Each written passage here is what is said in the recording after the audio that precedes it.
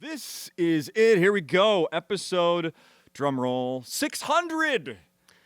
Wow, 600. Wow. So this is the last one. We've already set, 600. I don't know what that means, but we did 600 of these. This is Justin Severson, who's hosted 590 some of these. And my guest today is Joe Machi. We are here at Acme Comedy Company because Joe's the headliner, and that's what we do here each week, talk to the headliner. Hey, Joe. How's it going? Very good. For people that don't know or don't remember or aren't paying attention, this is your third time here on this podcast. Yep. I, of course, listened back to the one from last year because I always do that before the guest comes back. And it was last July. It's still July. It was the beginning of last July. Mm-hmm.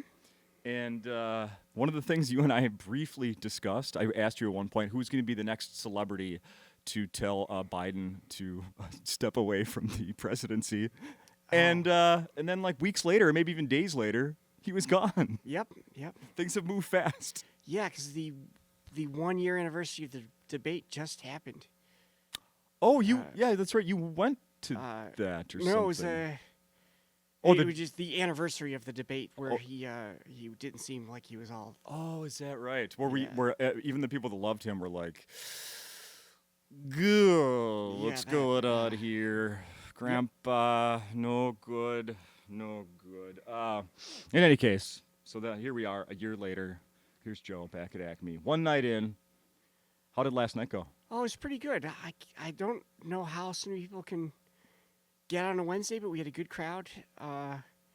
It's kind of crazy. Used to hear these stories about how comedy clubs would be busy every night of the week, and like even Appleton, Wisconsin was doing Tuesday through Sunday, and I'm like, how does that even, like, how did people find the time? But it's hard, especially in the late shows still, since the pandemic, to get people out late. So I'm curious how we'll do on Friday and Saturday on the late shows, but so far so good. How many shows do you do at your comedy clubs versus just like a one-nighter? Like, at a random, who knows, like a bar or some setting where they just do it one night and then you're off to the next place? Not often, maybe like 20% of my road work, maybe less than that. Like, usually if they're going to fly you in, they want you to do a few shows to make it worth their while if they can. Do you ever do like where you get in a van and just hit up some towns? Never. I have the day job, so it's like hard to. It's hard to route those shows too, because can you get booked? Can you draw? And can you get the time to work out where you're like, okay, I'm going to Saginaw, Michigan, then Milwaukee, and then Chicago, and it's all in the same geographical area. It's not like that unless you're really, really a big comic, and people will often write, and I'm sure this is a universal experience among headliners at my level. It's like, why don't you come to Phoenix more often? And I'm like, I would love to go anywhere there's a good show. It's just there's only 52 weeks for a year, so it's hard for you can't get to book things at will. Yeah. How about when people say, hey, when are you coming to Minneapolis a week after you were in Minneapolis? That's frustrating too. I think that speaks, like, I try to start posting initially a couple months out, because you try to hit a date that you're going to, because social media companies only show a small percentage of your followers a post, and then some people just haven't logged on when you post, and so you try to do it every now and then the more you get approaching the date, the closer you get, you post more and more and more, and you hope they see it. But even with I use X, Facebook, and Instagram, and you still have people that miss it, even if you really did your due diligence to promote. It just that's just the way it is. It's frustrating though. Yeah, absolutely. Are you still avoiding TikTok? I avoid it. Yeah, I mean, it's one of those ones where like maybe it's a moral stand, but at the same time, all of the companies that are main social media players sell your data. So whether or not China's spying on you or Facebook's spying on you and selling it to China, it doesn't really make a difference. The problem is the spying. Mm-hmm. So it's kind of stupid on my part. Yeah. Think of all the minutes you're not wasting staring at videos on TikTok. It is Hours. a waste of time. Yeah, that's definitely Days. true. I mean, we were speaking before this. I was on a plane last night, and the guy sitting next to me, every time I kind of it caught my eye what he was looking at, he was on TikTok. I think the whole 3 hour ride back to Minneapolis. Yeah, and it's just so mindless. It's almost like entertainment keeps getting worse, because we had scripted shows, right? Mm-hmm. And you had all these big staffs of writers, and you developed the plot, and you developed the character, and you made people care about them. And then reality TV came along, and people realized, I think TV producers realized, oh, it's cheap if you just cut to the drama. Here's a crazy person arguing with another crazy person. You don't even need to know what's going on. No There's drama at that, and then I think TikTok is like the final conclusion of that. It's like, let's just have the assholes acting like assholes. It's just the same. It's like, let's just get right to the chase, the very bottom of the barrel. Hey, this guy's punching a horse, and then another guy tackles him. I don't even know where this is. I don't know when it happened. It's not good for you it's such a negative, it really gets you a negative view of humanity. Oh yeah. It's an easy way to see that. Did you ever get caught up when those type of shows first came out? I loved like Real World. I never missed it for the first probably 5, 6, 7 seasons. Did you ever get caught up in that stuff? The No, reality TV stuff? I absolutely did. I hated it because I like music, and I would want to watch music, and I caught the tail end of MTV having music when it was like kind of fun. Like you had Alternative Nation in 120 minutes, and I liked it. And even if it was like Yo MTV Raps and it wasn't music I was necessarily into, I'm like, it's music. They're doing what they said they do. And then all of a sudden, I'm like, what is this? And I felt like this is not real. This is you're being manipulated to think this is real. Yeah. Because and someone who's been on a reality TV competition, which is it's different. Oh, that's right. Last comic standing. Yeah, I feel like it's not really how stand-up comedy is. Like stand-up comedy, they don't make you wait all day in a television studio and then ask you to say that you're funnier than somebody else and then compete. Oh my God, they don't that's do that. right. Yeah. You were on one of those seasons that you had to do that? We didn't have to live together. But did you have to say, I think I'm funnier than blank? They did ask you to say that, and I tried to do it as insincerely as I possibly could. Was it aired? Yeah. Oh. Because if you had to challenge people at this one format. I mean, I remember this, but yeah. Yeah. Awkward. Yeah. Awkward. Was it somebody that you're friends with now or then that you said, I'm funnier than... Do you remember even who it was? I don't. It might have been multiple people. I never watched it. I never watched the show. But so it's like it happened and it's gone to me. It's gone, sure. Yeah. It's like it was like what happened at this day of work. That's all, That makes before sense. it gets boiled down to just 12 or 13 episodes. Sure. How about your other jobs when you show up on TV? Whether it's on Gutfeld or like when you do I know you've been on Fallon. Do you watch that stuff when it airs? Sometimes because I want to. It's different because if I tell a joke, I know how it went. If I wrote a joke, I don't. So I have to see how it went later on. Like if I write a joke for Gutfeld, and it gets picked. Interesting. I want to see. I want to see if it worked. How do you know it's going to be used before it airs?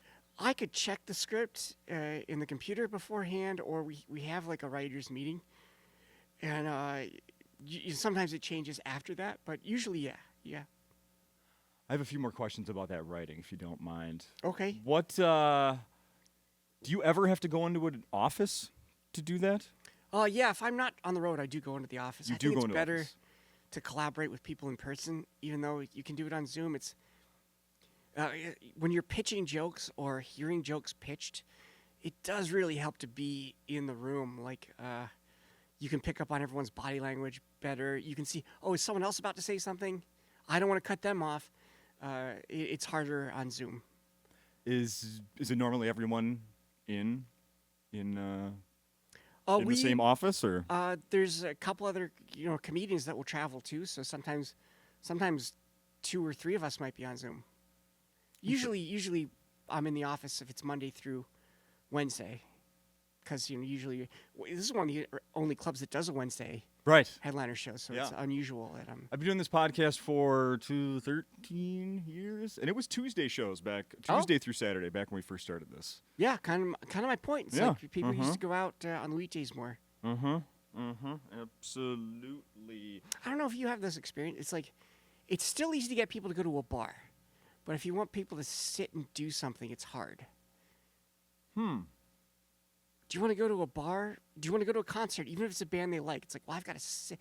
I've got to make sure I'm there at the right time. I have to stay. It's like, it's going to be, you're going to be have an assigned seat. You're packed in. It's like, it's not as it's hard to get people to even have the attention span to do that.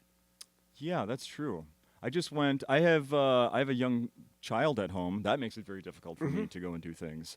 I just went and saw a movie in Florida this past week with my buddy. It was the second time I was in a movie theater in the last 5 years was to see Joe List's special that was in the theaters. 4th 2 of months July? ago. No, not the movie. Oh, okay. His last stand-up special called Small Ball debuted in some movie theaters. Oh, cool. For one night, he did one showing across the country in a couple theaters. Oh, nice. Yeah. So that was the first time in like 5 years. Then a few days ago, before that, I hadn't been to movies. So like that's something that I have a real hard time setting the time aside for. It can be difficult. There's no doubt about that. As we talked about before we started, you're not much of a sports fan. I work at a lot of the venues, so I'm gone all the time working at Twins games, Vikings games, Wild games, et cetera, et cetera, et cetera. Just for Laughs is going on right now.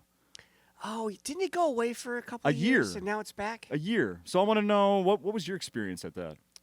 I think it might have been the first year of New Faces Unrepped, which meant you had no representation. They just thought you were funny, so you didn't have anyone pushing for you. You had to pay your own way. And I guess it still mattered back then because social media wasn't what it is now. So you were invited but had to pay your way? Yes. Interesting. And it was a coveted thing. I think there were 10 or 12 people, and I happily did it. I thought, oh, this will help my career. I will get in front of some agents and managers and Hollywood talent. I got an agent and a manager. I had a really good set. From that you did? Yeah. Look at that. That was in 2012. Development deals weren't really a thing anymore that they handed out there, but I got meetings with companies. Just nothing really ever came of it, but I was never really cut out to be an actor anyway. It's boring. I'm just not interested, What experience do you have acting? I was in Thespians for a little while in high school. I was on an episode of Crashing, but it was a cameo because I was playing a comedian. That's right. I've seen that. Yeah, but yeah. I don't know. It's some people like it. Good for them. I like telling jokes. Damn right. Yeah. What do you think of? There's been an increase in shows in like hockey arenas, basketball arenas, comedy. What do you think of that? Is it? It's interesting. Like, just because they can sell that many tickets, should they? Yeah. Because I performed on some with other bigger acts, and the cool thing about comedy now is you can bypass the gatekeepers that are in the industry and get your own fan base, and some have gotten quite large fan bases. And it's interesting because entertainment's so fragmented now that this guy who fills up an arena, people don't even know who they are, including me, and I'm a stand-up comedian. I've never heard of that person. It's like, oh, they got all these fans from this thing or that. Yeah.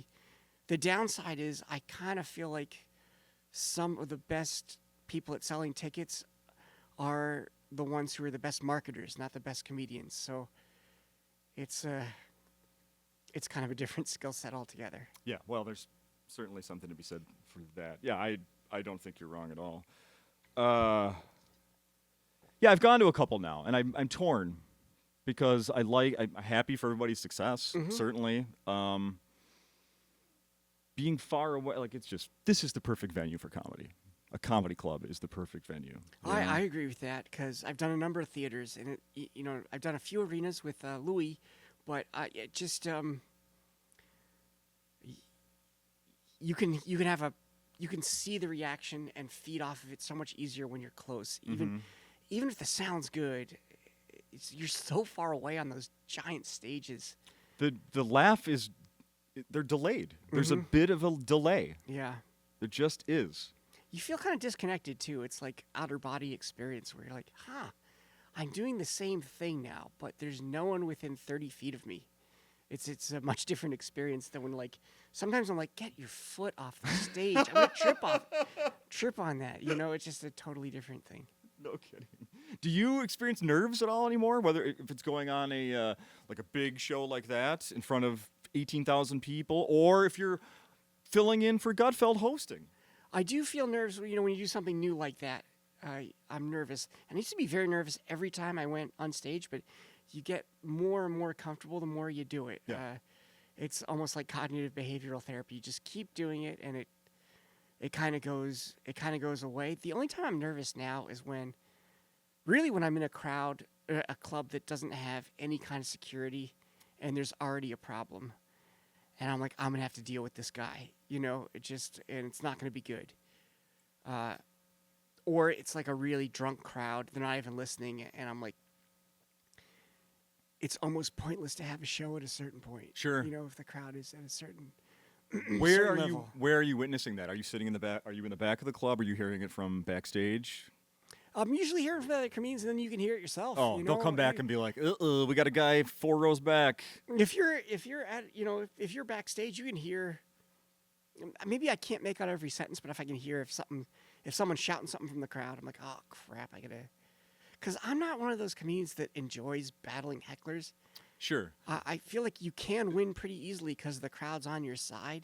But I write jokes, so it's just it's why I kind of hold a little bit of a grudge on the comedians that keep posting crowd work clips, because then you get people in the crowd that think that, oh, that's part of it. I'm gonna be on this guy's clip, and it's like, no, I'm not gonna put that on the internet. Like I wrote jokes. I want to tell these jokes. Does it matter if somebody working in front of you does a ton of crowd work? Are you like, this is gonna lead to them thinking that this is what we're doing tonight? I don't love it if the feature act does crowd work. Interesting. Just because, yeah, that does happen. Yeah. I never tell them what to do.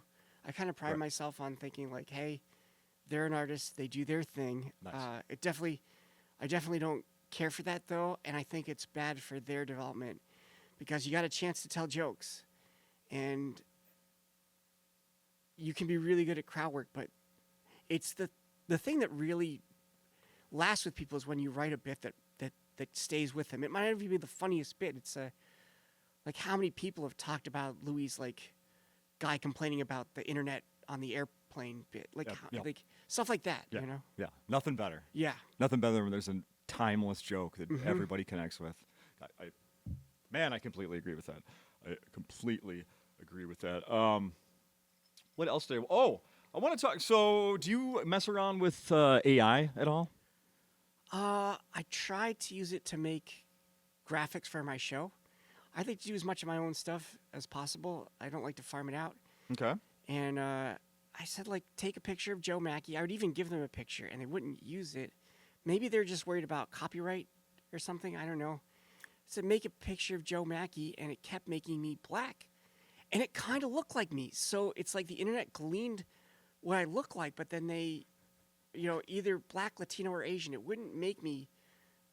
I don't know what the parameters of AI, and I tried multiple different, I tried Grok and ChatGPT. I just couldn't get it to do it. And I would even like, so there is one on my Instagram where it's like from behind, and it does look like me from behind, but all the ones where it show my face, I'm like, it's really weird. I wonder. You should what have the just coding, used it. Maybe, but then all the comments wouldn't be about the date. They'd all be about like, hey, this is unusual. Yeah. Hey, have you been tanning? Yeah. Yeah. I try not to like weigh in on controversy. I just want my jokes to be the most successful thing about me. Like, Yeah. like I didn't work clubs during COVID, but I didn't go condemning these clubs. Right. I should rephrase that. I didn't work clubs during COVID that required a vaccine passport. Right. I wouldn't do it. But I didn't go around making myself some sort of martyr. I just worked elsewhere because I wanted I wanted the jokes to be the thing. I respect that. Yeah. I absolutely respect that. Now I can say it because no one cares. But there were times when I thought like people were making a living off of being the comic that was like, oh, I'm not working at these places. They, because It turned into a big part of people's personalities, yeah, no doubt. yeah, Mm-hmm. and that's their thing. Cool. That's just not what I wanted to do. Yeah. I earlier today I asked ChatGPT. That's the one I use occasionally, Mhm. and I said some people are taking. This is what I said. I said some people are taking the deaths of Hulk Hogan and Ozzy Osbourne really hard. One that hit me really hard was Pee Wee Herman. Can you give me a list of famous people that have died recently that are hitting people really hard? And it says, it sounds like you're reflecting, blah, blah, blah. Just to clarify, as of now, Hulk Hogan and Ozzy Osbourne are still alive. Huh. This is from 3 hours ago. Oh, okay. Yeah, maybe they hadn't. Maybe there's a lag on the stories that they will scrape from the internet, so they don't get a hoax death story. So I said, check again. Ozzy and Hulk have passed. How do I know before you? You're absolutely right. They have passed away this July. I apologize for the earlier mix-up. Here's a clearer look. And then it quoted a couple things. How do I stay updated? I continuously monitor credible news outlets. I cross-check with multiple reputable sources before confirming anything. So maybe it had to do with that. That could be. But I thought that was real interesting. I was like, wait, nope, it's happened. Yeah, that Malcolm Jamal Warner one too. And That was a Malcolm sad Jamal one. Warner. Yeah, three deaths in a few days. Yeah. Any of those hit you harder than the other one? Yeah, I really liked Cosby when I was a kid. Same. And We watched it as a family. yeah, Every Thursday. and there's one great episode with Theo where he's going to be interviewed on the news, and he totally freezes, and then Rudy kind of saves the day because he just uses cliches. I'm taking it all in stride. It was such a great episode. And he always seemed like a really nice guy. Yes. So Agreed. Yeah, I felt bad, and like, I know with the whole Cosby thing, he's not the biggest victim, but it was unfair that like this innocent actor suddenly loses his royalties based through no fault of his own. So Completely. I did like him. Yeah. What do you think of Hulk Hogan? I liked him too. Wrestling's a hard business. I remember I met Bray Wyatt at a comedy show. He came to my show in Tampa, and everyone was like getting pictures with him, and I'm like, oh, who is that? Like, I want to know. And I was like, oh, that's Bray Wyatt. And he's since passed away, Yeah. and sadly. And I was asking him like, how many weeks do you go on the road? Thinking that like we might have a lot in common. And I think at the time I was doing like 30. And he was like, 48. And I was like, oh my goodness. Yeah. And those guys are just throwing each other around, and maybe the storylines are loosely scripted, because I know that sometimes they don't go the way they want, but like the athleticism and the injuries are real. Oh, so it's just 100%. Also, someone who grew up in the '80s, like Hulk was a great star. Say your prayers and eat your vitamins. Yeah. I thought he was pretty cool. So yeah, that's too bad. It's also like maybe not to look on the negative side. It's kind of cool he made it to 71. That's not a bad for how much damage you do. That is and Ozzy 76. Yeah. That is the positive way to look at that. Yeah, He made it a lot longer than a lot of his contemporaries that wrestled. Yeah. That's true. Yeah. That is true. My favorite, whenever Hulk Hogan's name has come up in the last 10 years, I always, what comes to mind was when he was getting sued by that Gawker, and he had to go into court and talk about the size of his penis. Oh, I didn't follow it because I just didn't. I vaguely remember that, but didn't he sue and shut the site down? Yeah. Someone sued. I Yeah, don't no, he remember. did. It was, Yeah. okay. Because they posted a sex tape of him Oh, they with posted a it. radio guy's wife or ex-wife or Oh. something. Yeah. But they were bringing up quotes about him, Hulk versus, his real name, Terry Bollea. And in court, he had to be like, no, I think things I say in interviews as Hulk, they're exaggerated. Because Oh, they were that's- like, because in these interviews as Hulk, you talk about how big your penis is. And in a deposition in court, he had to say, no, I'm Terry Bollea, and my penis is not that big. Ouch. Oh, yeah. it's too bad that like everything becomes about that. You know, it's just like, or maybe I'm just an old soul. It's just like I'm sick of all that stuff. Yeah. I don't care about people's personal lives. I don't find it interesting. It's like I almost look at Bianca Censori as like, oh, this has reached its end. Now there's nowhere to go. Mhm. If you want publicity, you have to be naked. Now people are gonna have to start being interesting. You have to start like wearing a fur coat in the middle of Orlando summer. Yeah. You know, because it's just like I don't care about any of that stuff. I don't know. You're not at can't- home watching TMZ at night? I can't relate to it. Like, who cares who these people are dating? And so much of it is like they've got a good PR person and they're in the news every day. I can't name one Sydney Sweeney movie. Me neither. She's in the news every day, and that's a good PR team. But what it is, it's like that's to make people to break through the fragmentation of media, to get people to know about her. So then her businesses become worth more. Her fee for movies become more. Yeah. Because when you get down to it, there's really not a lot interesting about actors. Yeah? They pretend it's not that. It's The interesting part is even if you're a great actor, it's not as great as being a great writer or a scientist. Look at you patting yourself on the back there. You're not wrong, but Oh yeah, I consider myself more of a song and dance man, but I don't know. No, I didn't even mean that as a compliment. I meant that like I'm much more interested in who wrote the movie, yeah. like than who. Who played the role? Sure. Yeah. Yeah. No, I gotcha. One final thing I want to ask you about here. This is something I just saw the other day. Okay. People are meeting on a beach pier every Sunday night at 7 p.m. over Lake Michigan in Chicago. Have you heard about this? Do you know what these people are doing? Strangers are meeting I on do the not. shore to scream into the abyss. Scream. It's called Scream Club Chicago.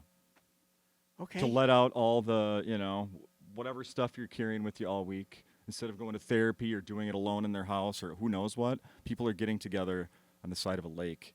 I watched a video of this morning. People screaming together. I don't like it because I don't need a group to scream. You know, I think you need to cut the umbilical cord. Stop needing a whole bunch of other people to scream for it to be okay for you to scream. Yes. It's just like get rid of all these service animals to fly in a plane. Get rid of all these like group therapy things and do it your damn self. If you start screaming in Chicago, it's not that weird. People scream all the time there. Right. We've got our soothsayers in New York. Just go do it. Just knock yourself out. I'm sure you've seen, all sorts of screams and shouts and Crying. songs and dances in New York. Open crying. Open crying, yes. I'm like, oh, I shouldn't look. They're crying. Yeah? That's all I think. Uh-huh. Yeah, I don't want to interrupt their crying. But if it makes you feel good, I just have a feeling it's like, oh, this is some dumb fad. Yeah. I completely agree. But the video I saw, it didn't look like it was therapeutic because they're getting the scream out. It looked like it was making these people feel good just because they were not lonely. What if you're in a screaming mood at 6? I thought that too. The thing is that like at 8, and you're like, I don't really feel like screaming right now. Right, like on my show, I watch Big Brother at 8. I'm not gonna freaking go and scream with everybody. Yeah. Is that show still on, the reality TV show? The only reason I even pulled that is because hanging out with my buddy in Florida this week, he and his children watch it as a family. They gamble on it. Oh. They have like teams, money involved. Is I it had live? no idea it was still on. Is it live? No. Oh, I wouldn't gamble on that because there's too great a chance of leaks. Like, Yeah. it's gotta be in the moment. I don't gamble, and we shouldn't. It's a stupid thing. Gambling is. I don't know. I think it should be legal because people are free to pursue their own tragedy. I don't care for it myself. I like that. Yeah, I sat through it. I didn't enjoy it. It didn't hook me. I'm still not gonna watch Big Brother. But yeah, That's fair. That's fair. That's fair. That's fair. Are you still working on that? You mentioned a video game you were working on last time you were here. What happened with that? As with most startups, it's really in limbo. Really? I don't think that they've actually gone. out of business, but it seemed to me like they were Oh no. directionless and struggling. So they did put out a mobile game, but they never finished the. You're not on that one. I am. Oh, you are? It's not. It's not the big project that they hoped it would be, at least yet. And I hope they can get it together. But as these, I respect them for giving it a try, because most things fail. So it's easy to be like, oh, why would you do that? Why would you quit your good job with this company and start your own? I was like, well, a lot of times you swing and a miss, you strike out, and the next one's a home run. So Yeah. good for them. Yeah, I want to go back just real quick here and talk about the crowd work and people posting that stuff. Mm-hmm. And connect that to that Coldplay couple that got caught with the. Do you think that's going to start happening at comedy clubs where people are going to be like, "Don't show me. I'm in the background with somebody I shouldn't be with." I don't know. Comedy clubs aren't very romantic. So it's a kind of a different animal altogether. And really, there aren't.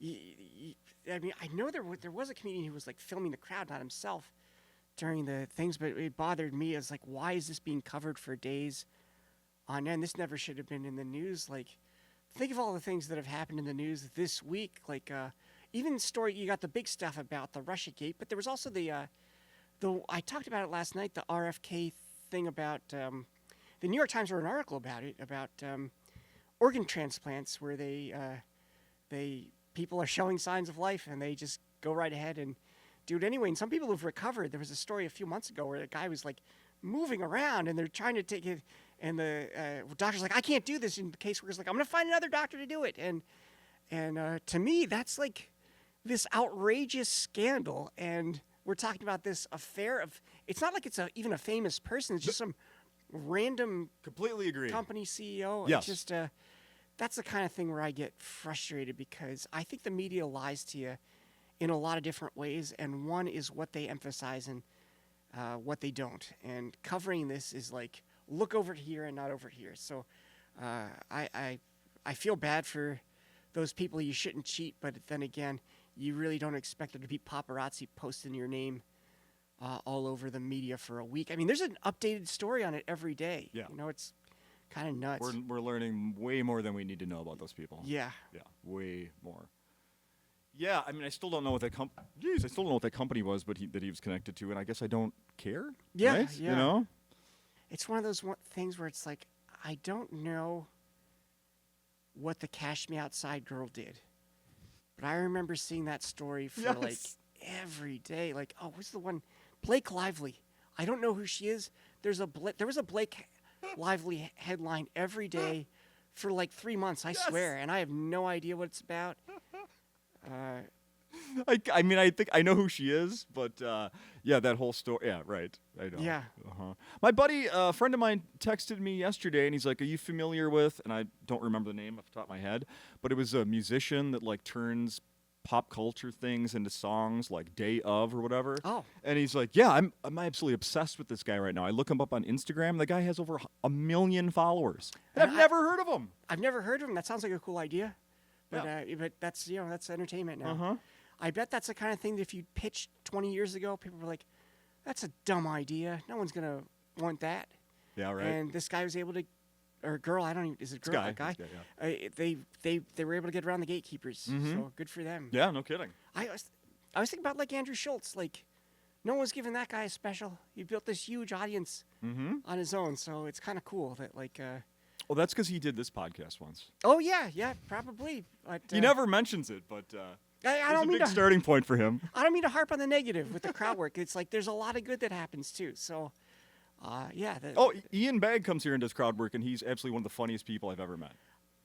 I should differentiate. There's good crowd work and there's bad crowd Mhm. work. Yeah, And Ian I mean, Bagg I'm- does good because there's organic, authentic, and then there's like, I'm setting you up to make fun of you Yeah. and your stupid shirt. And I don't care about Yeah. that. And Ian makes a big point. He's like, I'm not making fun of these people. I'm just making them part of a story that I'm telling about the crowd. Oh, it's so good. He's so good. So yeah. Off the cuff too. Todd Barry, man. Yes. That guy off the cuff is one of my favorite. Uh-huh. He's got this like dry sarcasm. Phil Hanley kind of does too. I think he works here. You sometimes. bring that name up, and it's He doesn't work here anymore. He hasn't for years. I've had him on this podcast probably 3 times. Oh, that's too bad. Like before he's got this next level of fame that I think he's hit. That might be it, or maybe he's just been busy when they've had an open weekend. There's a, I don't want to blame him or the club, or it's just there's a million reasons someone. Yeah, Yeah. I've learned there's a million reasons why some people don't get booked, Yep, and yeah, yep. they're rarely ever the same. But Yeah. I miss seeing Phil Hanley, and he's really good at the crowd work too. Yeah. Yeah. Oh yeah, I remember talking about him, teasing him about being a former male model, and then now he's got a book about being dyslexic, and all that jazz. Oh, and Attell. I mean, yeah, I can't not mention Attell. Like, Never heard of him. No, I'm kidding. Yeah, he's great, absolutely great. Is there anything else we should be mentioning? Just that people got to come to the shows. Come to the we'll probably get shows. this out in the next 24 hours. So Yeah, sounds good. Sounds good. We got to definitely come to the late show. Those are the ones you really want to go to. Those are the best ones. Are you going to have more than one beer on stage at the late show? To fit in with the crowd? Maybe. It really depends. If they're drunk, sometimes I'll have one to get on their level. I don't drink nearly as much as I used to. Yeah. But sometimes I will. Yeah, I never say never. There you go. But that's not why you should go. You should go because the jokes are going to be great, and there's going to be a lot of seats, so you're going to have your own. You don't have to like get squished in. It's going to be like first class. Oh, yeah. I picked the cheapest ticket to fly to and from Florida, and that includes not even picking like an aisle, like the extra you don't get to pick your seat? $17. You don't get to bring your a bag on? Or? Nothing. Yeah. Nothing. I was in between 2 people. I took a chance. As naked as the day you were born. Yep. Yep. Thank you, Joe. Well, thanks for having me. Appreciate it.